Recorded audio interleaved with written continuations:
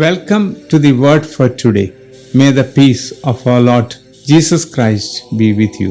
According to the ancient Israel calendar, Pentecost is the Greek name given for the Feast of Weeks, a major feast celebrating the giving of the 10 commandments from God to Moses on top of Mount Sinai.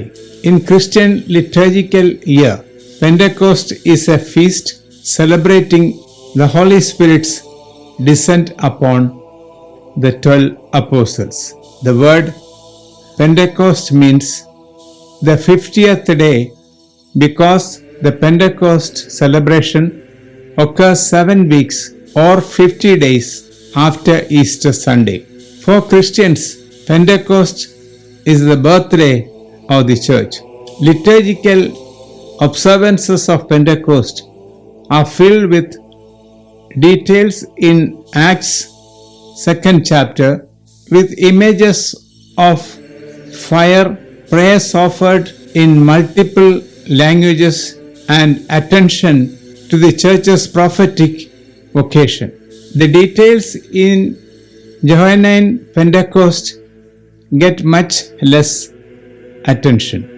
In John, the baptizer introduced Jesus in John chapter 1:33 as the one who baptizes with the Holy Spirit.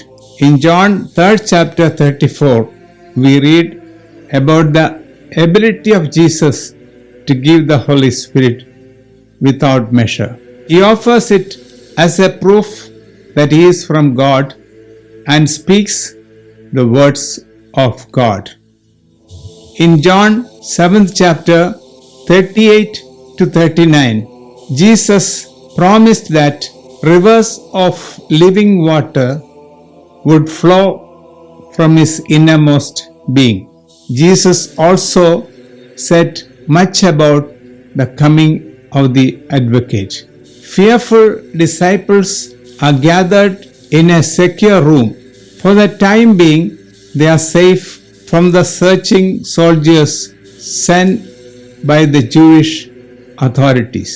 Every knock and slightest sound from outside startles them with the fear of persecution and death. Jesus' words, "Peace to you," are the only message that comforts them in the face of a life threat. Hiding is the only automatic response available to them.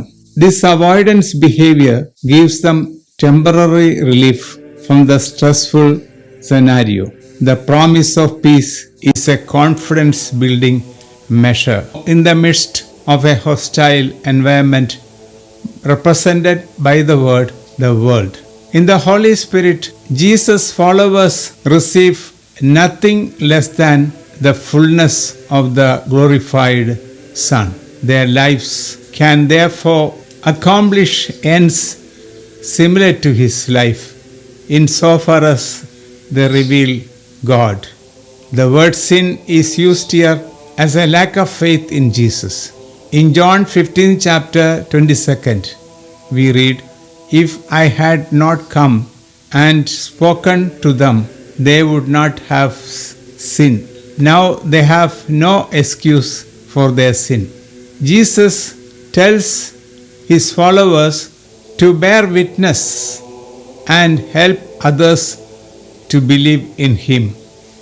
Failure to bear witness makes the church unable to deliver people from all that prevent them from experiencing of the fullness that Jesus offers. Jesus is alive in us and through us. A bold and creative witnessing of Jesus and his values is needed. Jesus is dwelling in us and persuading us to undertake the mission of setting people free. Receiving the Spirit, the church receives Jesus. Once the Spirit is received, the intimacy between God and us is established. Jesus lives, yes, not apart from us, but in and through us. The celebration of Pentecost must inspire us to be bold and creative witnesses in our communities. We must see that this same Jesus is already present, dwelling within us and eager to enlist us to carry on his work of setting people free.